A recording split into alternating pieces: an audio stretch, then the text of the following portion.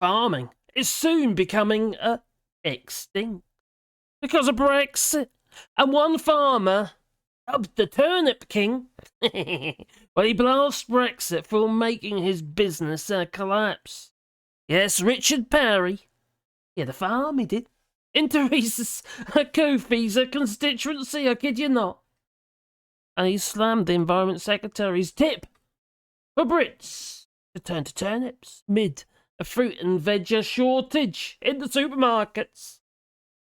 Well, Britain's Turnip King used to produce around 30-odd million turnips every single year. Enough to stock all the supermarkets in the UK. Well, days. Business collapsed after the Tories came into power. And the farmer, Richard Parry, who had that farm in Therese Coffey's constituency, cast doubt on the Environment Secretary's suggestion that you should turn to turnips instead to confront the lack of fruit and veg in the supermarkets. He says a combination of rising energy costs and labour shortages because of Brexit has made his turnip business financially unviable. Well, reacting to Ms Coffey's claim, Richard said, I think she's got the wrong vegetable. Richard's annual crop of 30 million odd turnips, enough to stock all of Britain's supermarkets, earned him that title. Yeah, he's like the king he was, the Turnip King, among his peers. Well, last year, he stopped farming the vegetable as the costs they grew greater and greater than his potential earnings, and he also said he'd seen a decline. Yes, turnips were not that popular. I've worked that out. Yeah. You don't say. They have the greatest reputation, no. They're not a particularly sexy vegetable, nor is Therese Coffey, although she is the latter. Well, he said, I understand the point that Ms Coffey was trying to make. You know. A lot of people would be eating turnips right now rather than thinking necessarily about aspects of lettuce and tomato. But a carrot would have been a better example. Richard said the number of turnips produced on his 120-hectare farm had dropped by 2/3 in the past 15 years. And also, while law passed post-Brexit meant that he struggled to staff his turnip farm. Turnips! Which previously had a 15-strong team hand-picking the root veg. Said Labour has been more and more tricky for the last 5 years. We've had less people coming back to work here from Eastern Europe.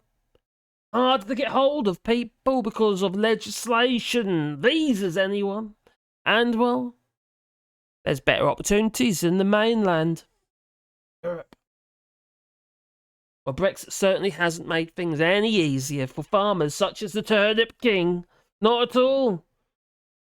And he's one of many that are fading fast. The United Kingdom is no longer going to have any kind of food security whatsoever. In fact, it hasn't for over 200 years, but it's getting worse. We're grubbing up, digging up apple orchards, pear orchards. We're taking down greenhouses, hectares and hectares of greenhouses. How on earth are the British people going to be able to feed themselves? Rely purely on imports? That's the way it's heading, wouldn't you say? 2 years ago, another farm in Norfolk. Well, mountains of parsnips were, well, all turned back into the ground. Because orders were cancelled by the likes of Tesco's. Too precarious now for the farmers in the United Kingdom. In particular, Britain. Oh well. Never mind. I just wanted my Brexit. And you got it. Must have been a shot in the foot. Or was it the face? You tell me, leave it in the comments down below. Was it the foot or the face? Or was it just acid? It's, well, yeah. Ugh, horrible thought. Anyway, if you want to support the channel, do it on Patreon or buy us a coffee, and the links are down below. Or turnips. Oh well. Anyway, we're doing a rewilding here in France.